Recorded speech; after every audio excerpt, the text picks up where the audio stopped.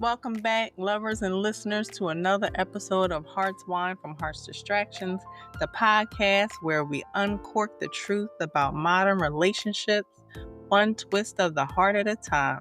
I'm your host, Alicia Minor Gaines, licensed marriage and family therapist, relationship coach, mixologist, wife, mother, and your favorite no filter friend who's not afraid to say what needs to be said when it comes to love and all the messy stuff in between. Now, let me ask you something, and I want you to be honest with yourself here. Has sex with your partner started to feel like, just another thing to check off the list? You know what I mean? You've cooked dinner, cleaned up, folded that laundry, helped the kids with homework, took a phone call for work, scheduled your doctor's appointment, paid that overdue bill. You've been everybody else's everything all day, and now it's 10:38 p.m. and your partner reaches over with that same old tap, that same tired you up look, and all you can think is, I love you, but I don't have it in me tonight. Or maybe it's the opposite. Maybe you're the one reaching over, hoping for closeness, for someone, for some spark, for anything other than another night of rejection wrapped in routine. Y'all, I hear y'all. I've been there, and this episode is for y'all. All my beautiful couples out there, and those who are newly dating, all the way to long-term marriages. Today, we are diving into a conversation a lot of couples avoid because it's vulnerable, it's taboo, it's tangled in shame, fear, and unspoken frustration. But it's also where so many couples, new and seasoned, find themselves stuck. Because when sex becomes a chore, we often forget that it's not just about sex at all. It's about connection. It's about how we're showing up or not showing up for each other emotionally, mentally, and spiritually.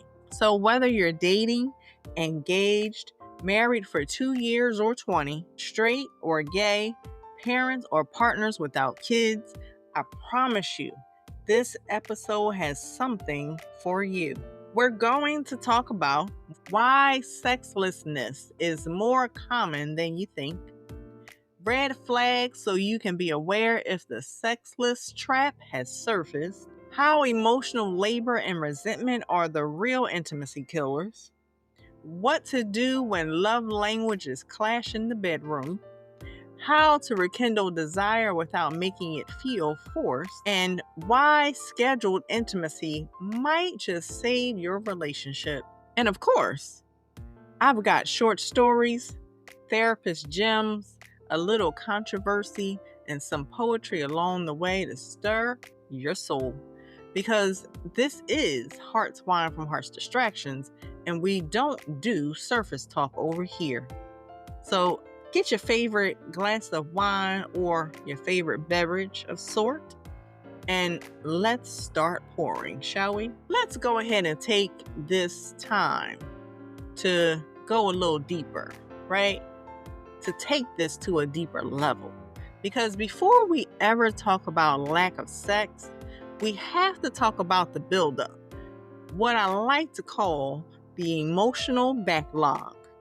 See, most couples I work with, when they say they've stopped having sex, the real problem didn't start in the bedroom. It started way before that. It started in the moments they stopped checking in with each other emotionally. When hurt went unspoken, when resentment built up, when disappointment got pushed to the side and swept under the rug. Resentment, people, is the real foreplay killer. Let me paint you a picture, shall I? There's this couple I work with. Let's call them Mariah and Darius. Married for 11 years, they have 2 kids, careers in full swing. From the outside, they look like a power couple. But inside their home, sex had become a rare event, maybe once every 2 to 3 months.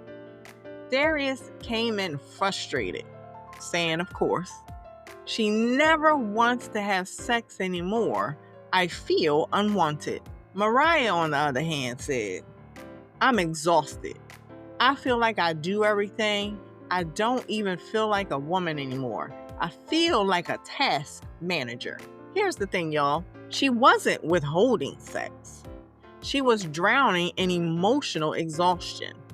And he wasn't just craving sex. He was craving affirmation, to feel desired, to feel like she still saw him. This is where couples get stuck. One partner feels rejected, the other feels overwhelmed, but neither is talking about what's underneath the silence. Y'all see how I paused there for the silence? Okay. According to the American Association for Marriage and Family Therapy, about 15 to 20% of marriages are considered sexless, defined as having sex fewer than 10 times per year. That's almost 1 in 5 couples, people. And guess what? It's not because they don't love each other. It's because life got loud and connection got quiet. We carry so much in our heads by the end of the day. Our brains are full. Our bodies are tired. Our hearts are fragile. And when sex becomes just one more thing someone expects from you instead of something sacred you co-create together, it loses its spark. And y'all know what I'm about to say next, right? If you don't feel seen, you don't feel sexy. So here's what I want you to do after this segment. Take 5 minutes tonight, yes, just 5 minutes, and sit with your partner. Don't talk about bills. Don't talk about the kids. Just ask them, how are you really doing? And then shut up and listen. Yes, I said it. Because intimacy starts in the conversation long before it gets to the covers. All right, y'all, now that's the first pour. Now let's slide into the other part of our segment, because even when you love each other, your love languages might be throwing off your bedroom vibe.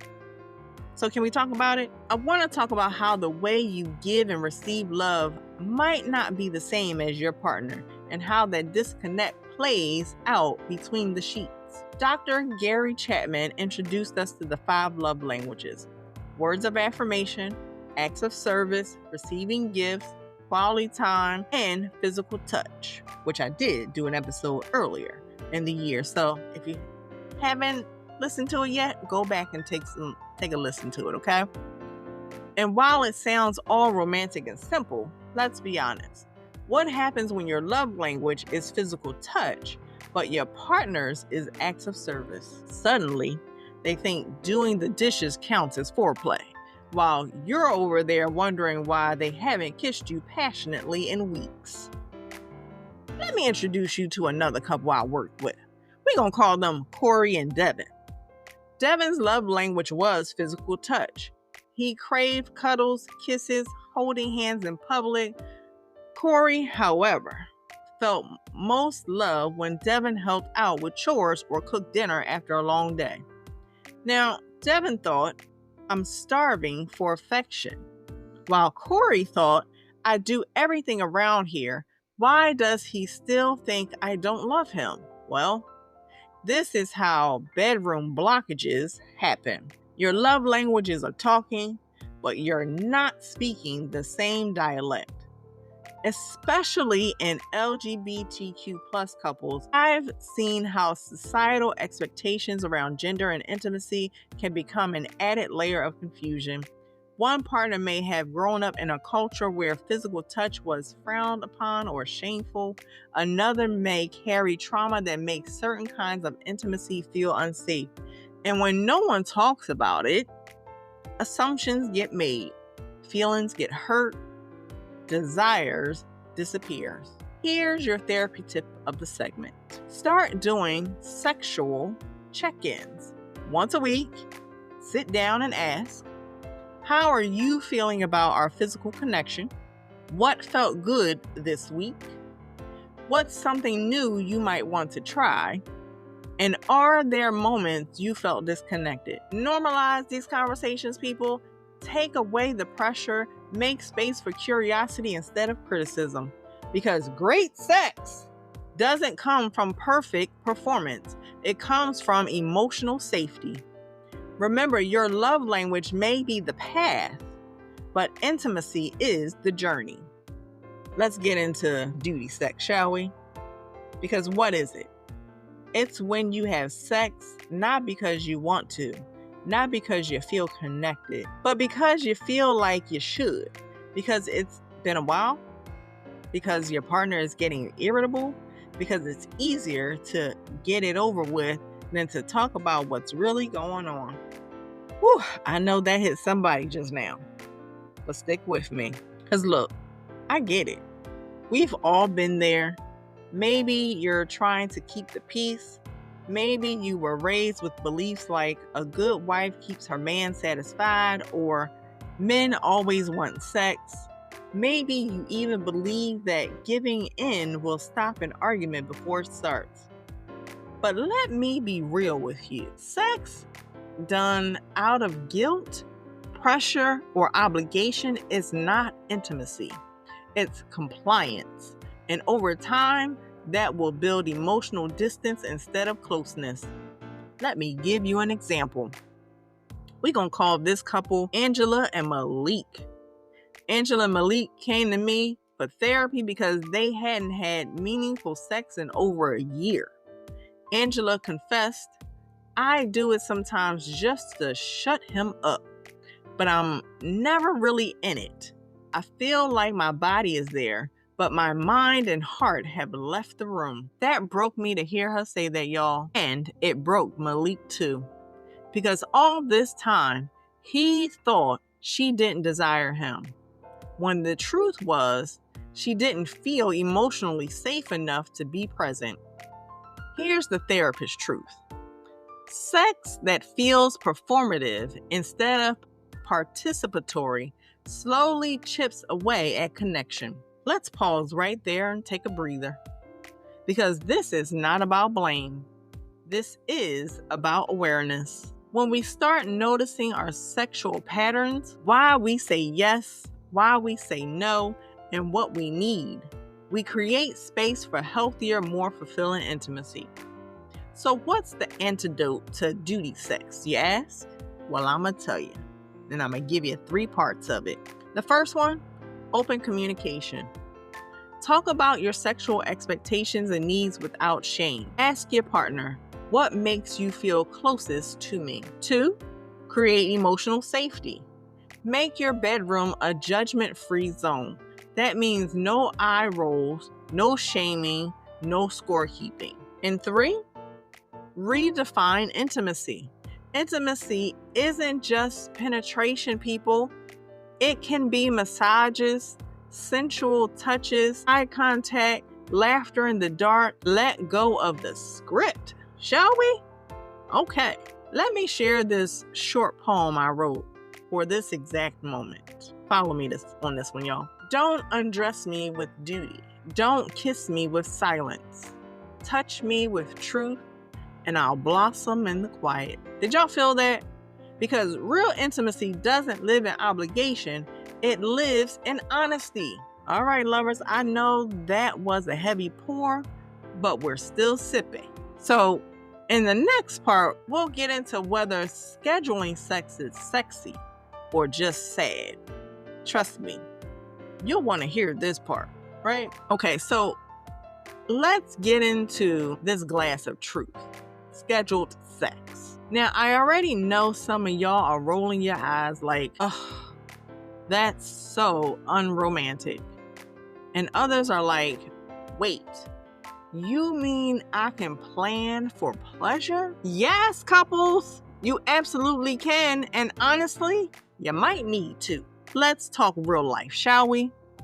We're not living in a rom-com where passion is spontaneous. Laundry is magically folded and no one has to wake up for work at 6 a.m. We're juggling kids, commutes, deadlines, doctor's appointments, aging parents, and our own dang exhaustion. And somewhere in all that chaos, we're supposed to feel sexy on demand. Come on now, let's tell the truth. Scheduled sex doesn't kill romance, it saves it. Because what you're really doing is protecting intimacy from getting lost in the shuffle. Let me tell you about a couple I saw last year. We're going to call them Jordan and Amy. Jordan and Amy are both in corporate jobs. They have 2 small kids. They have church commitments. You name it. By the time Friday night hit, they were tapped out. No cuddles, no connection, just TV and survival. So in therapy, I asked, what if you scheduled time, not just for sex, but for touch? They looked at each other like I asked them to build a rocket, y'all. But they tried it. Every Sunday morning, they started what they called naked brunch. Phones off, music on, just them two, pancakes and passion. No pressure to do anything, but just to be. Within 2 months, Jordan said, I feel like we're dating again. Amy said, I stopped dreading the bedroom. Now I look forward to it. Look at that. Scheduled intimacy is not about being mechanical. It's about being intentional. Here's how you can start. Pick a time that feels sacred, not rushed. Early morning, lunch breaks, late night. I promise you. You'll thank me later. Create a vibe. Light some candles, play some music, have some massage oil, and comfy clothes or no clothes at all, if that's what you like. Leave the performance at the door. This is about connection, not choreography. Use a shared calendar if that helps. Color code that thing if you like colors. Protect that space like it's your grandma's recipe book. And let me drop a little research on you, shall I? According to Dr. Ian Kerner, author of She Comes First, anticipation is a powerful aphrodisiac. Love that title. When couples know they've got something intimate planned, they begin emotionally preparing for it. Texts get flirtier, touches get lighter, conversations get deeper. Planning doesn't ruin the spark, it builds it. So here's your challenge this week, lovers. Plan 1 hour for intimacy, not just sex, intimacy. That might be making out on the couch, a shared shower, reading to each other in bed, whatever builds emotional warmth for y'all. Because in a world that steals your time at every turn, choosing to prioritize each other is the most romantic thing you can do. Whew! This pour was a little warm, y'all. I know, but we gonna keep going, right? We gonna keep going. But can we go back for a minute? Back to how we were raised, what we were taught, and all the quiet little messages that shaped how we feel about sex today. Because truth be told, for a lot of us, we were never really taught about sex. We were warned about it, but not taught. Think about the messages you heard growing up. Nice girls don't do that. Sex is for marriage. Men want it all the time, as if women don't. If you wait, you'll be worth more. Don't be too fast, but don't be too cold either. Mixed signals, right? Whether you were raised in a religious household, a strict cultural background, or a home where sex was a whispered topic or not mentioned at all, those messages stick. And they don't just fade away when you say, I do. They follow us into our relationships and marriages. They show up in our shame, in our hesitations, in our silence. Let me tell you about a woman named Teresa. That's what we're going to call her. She was raised in a deeper conservative home. Abstinence-only education. Sex was taboo. When she married her college sweetheart, she found herself paralyzed by guilt every time they got intimate, even though it was within their marriage. She told me I felt like I was doing something wrong, even though I was supposed to be allowed now. I couldn't flip the switch from dirty to sacred just because we had rings on. Woo, let that breathe, y'all. That kind of generational and cultural shame is real. And if we don't address it, it becomes a silent third wheel in our relationship. Here's the thing. If no one ever taught you that sex could be joyful, mutual, and sacred without being shameful, you've got to unlearn some things before you can truly enjoy intimacy. You can't just try harder. You have to heal deeper. And y'all, this isn't just about women. I've worked with men who were told they must always be ready, always in control, never vulnerable, never soft. And guess what? That's emotional baggage too. So how do we start unpacking that shame? Well, y'all know I'm going to tell y'all. First, name the narrative. Write down the beliefs you were taught about sex. Ask, is this mine or was it given to me? Then talk to your partner.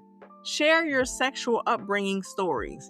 You'd be surprised how healing it can be to say, no one ever talked to me about this, but I want to understand it now, and especially with you. And then do what? Replace the script. Create new language together. Words that feel safe, real, and affirming for your relationship and newfound sex life. If you're someone who's experienced religious or cultural trauma around sex, I want you to know something. You are not broken. You are evolving. And healing doesn't happen all at once. It happens in tiny moments of honesty, vulnerability, and grace. I'm going to give y'all a short poem. They told me to hide my hunger, to bury my fire beneath the holy. But I was always both, sacred and sensual, divine in my desire. Let's rewrite the story, shall we?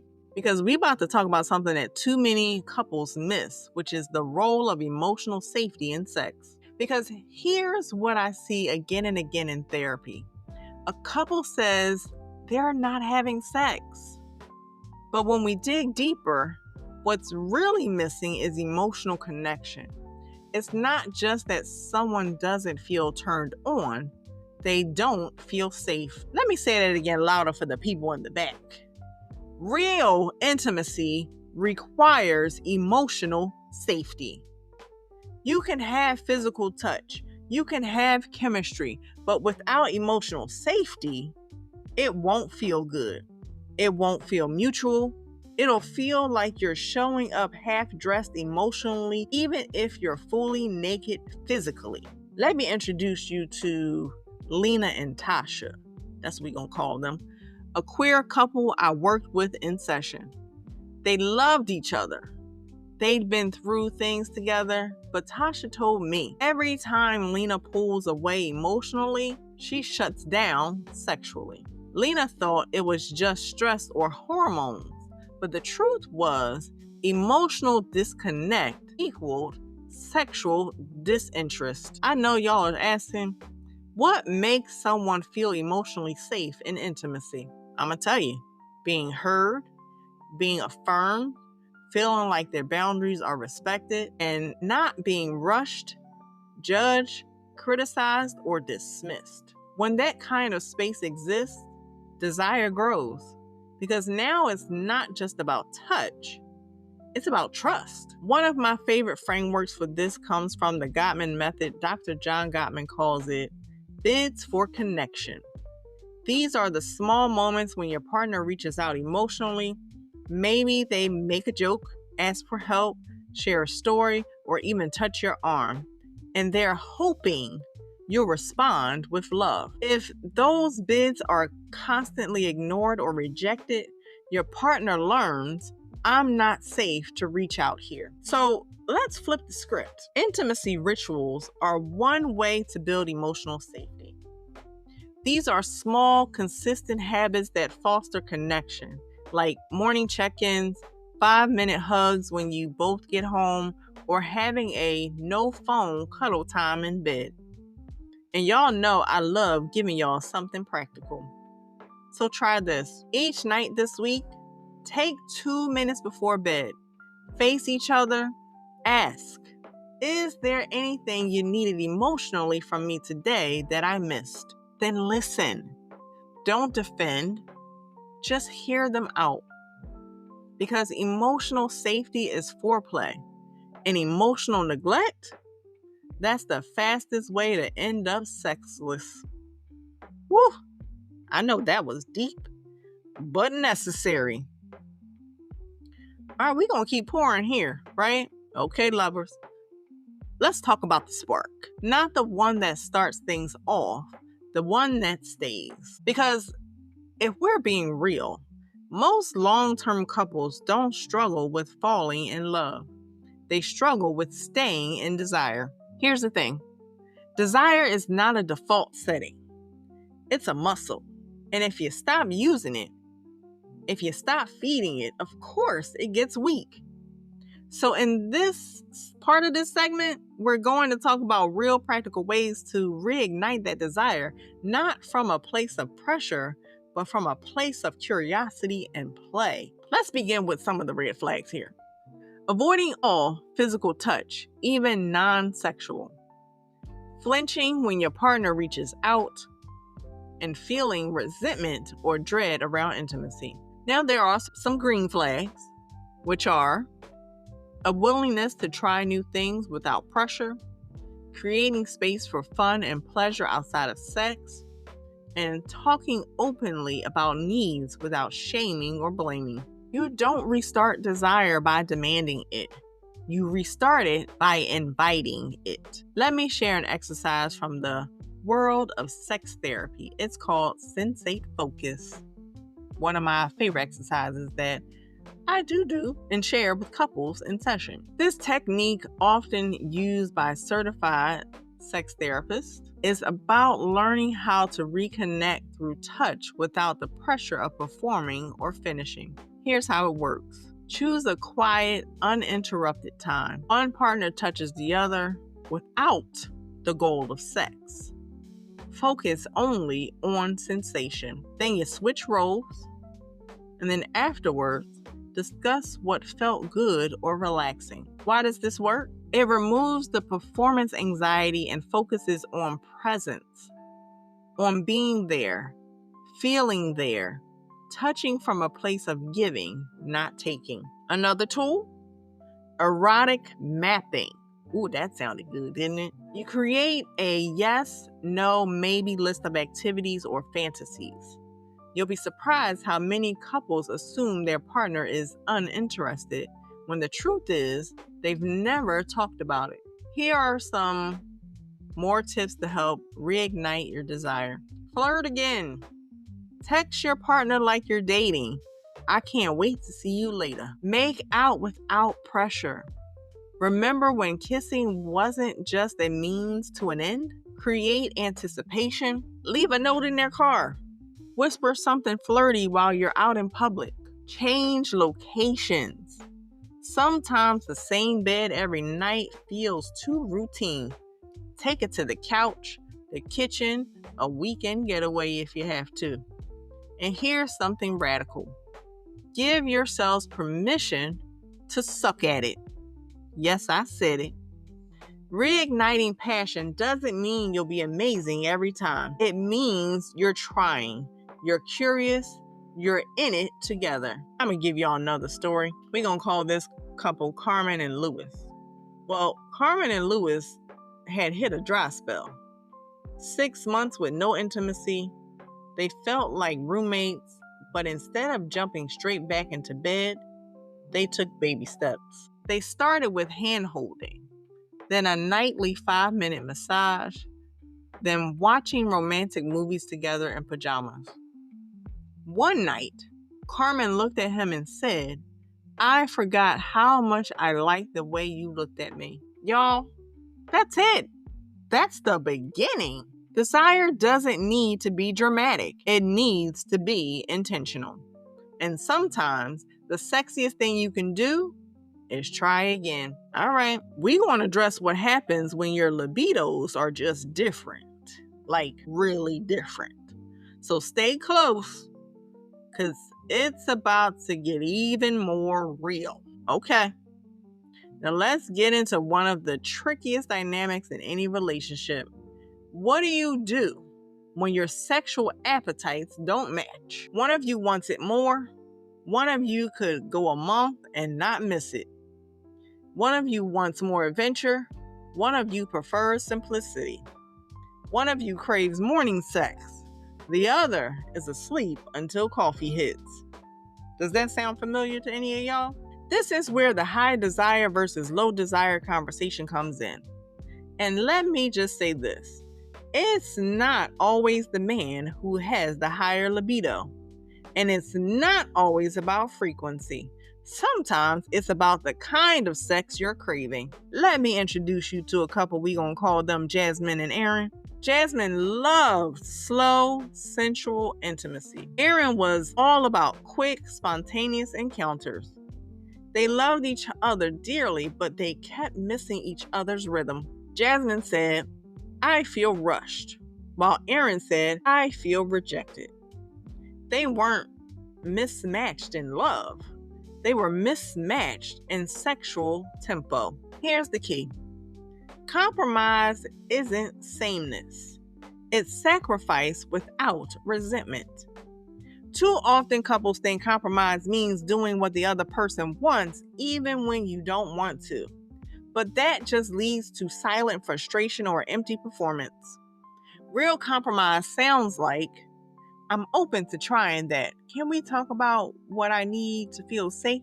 I love how spontaneous you are. Can we also plan something for when I'm not stressed? And let's find a middle ground that excites both of us, even if it's not perfect." Also consider this, people.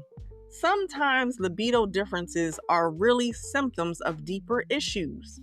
Hormones, depression, anxiety, unhealed trauma, poor communication, or lack of sleep. When in doubt, bring in help. Sex therapists exist for a reason. Marriage and family therapists like myself can also help couples explore their emotional roadblocks around intimacy. Lucky for y'all, I have a certification in sex therapy, in addition to being a licensed marriage and family therapist. I just threw that out there for y'all. I know. Because you're not broken if you and your partner want different things. But you do have to be willing to understand, communicate, and stretch together. Because when done right, those differences don't divide you. They teach you how to love better. All right, lovers, let's have a real talk, can we? I know that was real just now, but I'm going to give you even some more realness. Because sometimes a lack of sex isn't just about stress, mismatched libidos, or exhaustion. Sometimes it's a symptom. I know y'all like, a symptom? What she mean by that? Well, a sign that something deeper needs your attention. That's what I mean. Now, don't panic.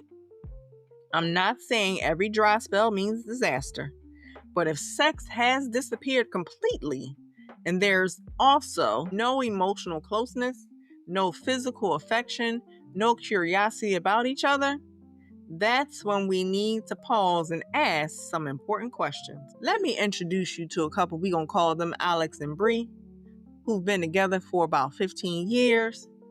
No major fights, no recent traumas, just slowly intimacy faded.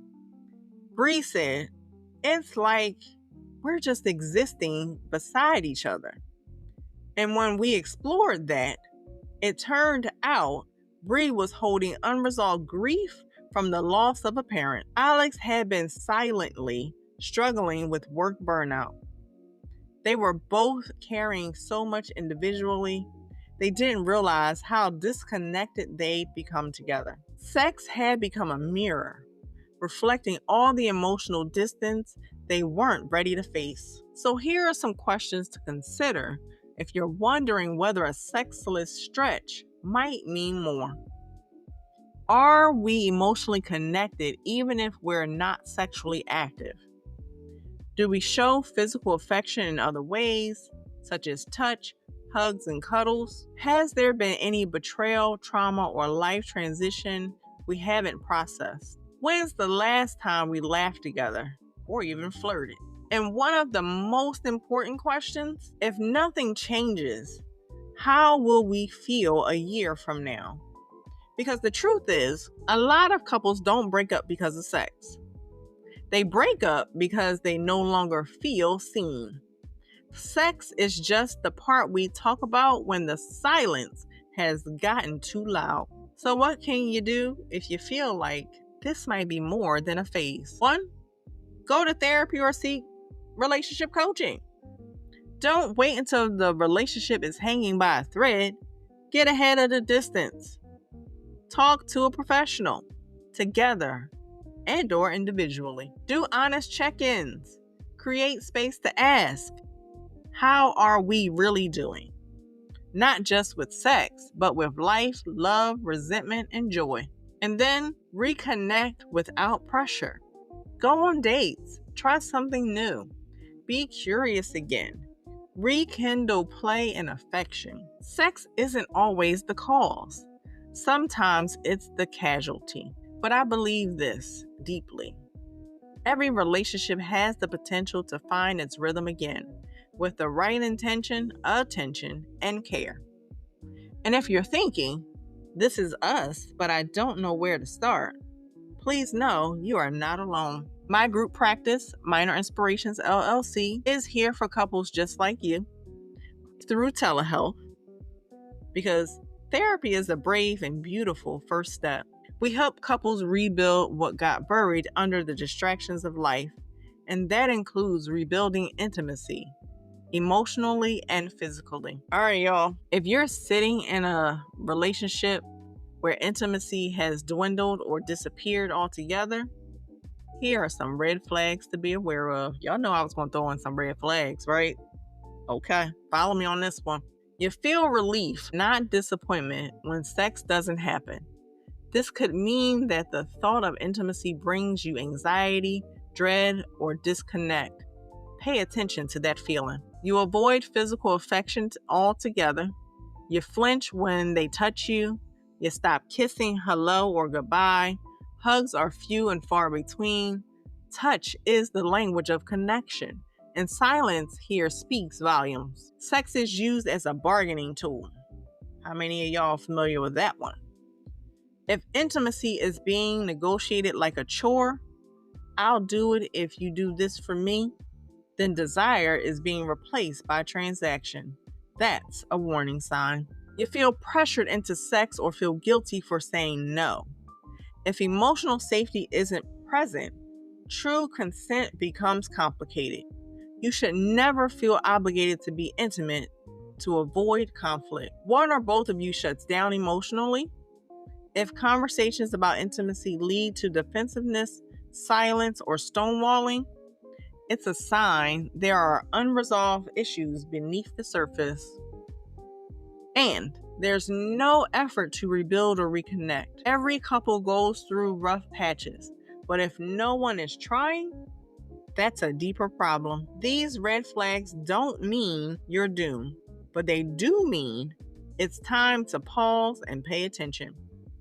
Awareness is the first step to healing. Don't wait for things to break all the way before you ask for help. You deserve a relationship where intimacy feels safe, mutual, and alive. All right, now let's bring this conversation home. We've talked about mismatched libidos, love languages, duty sex, exhaustion, shame, communication, and everything in between. But let's take it back to the core, shall we? Intimacy is emotional. Sex is not just an act, it's a reflection. It tells the truth about how safe we feel, how seen we feel, how loved we feel. You can't fake intimacy forever. You can try. You can go through the motions, but at some point, your heart will ask, am I still connected? Do I still matter here? And here's the thing, my loves, you do. You matter. Your desires matter. Your needs matter. Your fears and your frustrations and your fatigue, they all matter. So don't silence them. Don't carry them alone. Talk to your partner. Talk to your therapist or relationship coach. Talk to yourself in the mirror if you have to, but stop burying your intimacy beneath your obligations. I want to leave you with a final poem from my heart to yours. I don't need perfection. I need presence. I don't crave performance. I crave partnership. I don't want a checklist lover. I want a soul who meets me where I am and touches me from the inside out. Let that settle in, y'all. This conversation doesn't end here. Keep it going with your partner, your therapist or relationship coach, with yourself.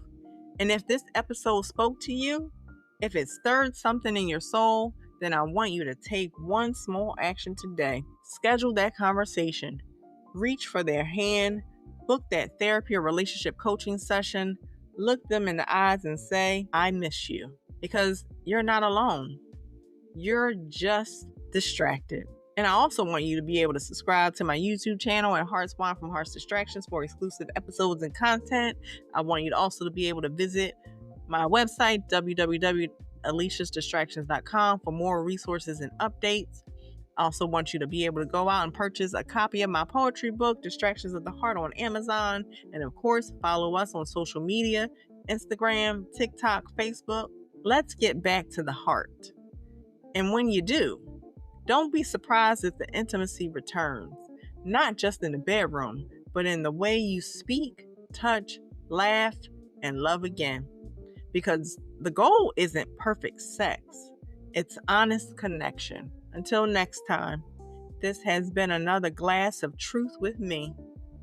Yes, stay open, stay brave, and as always, keep pouring into each other. Cheers.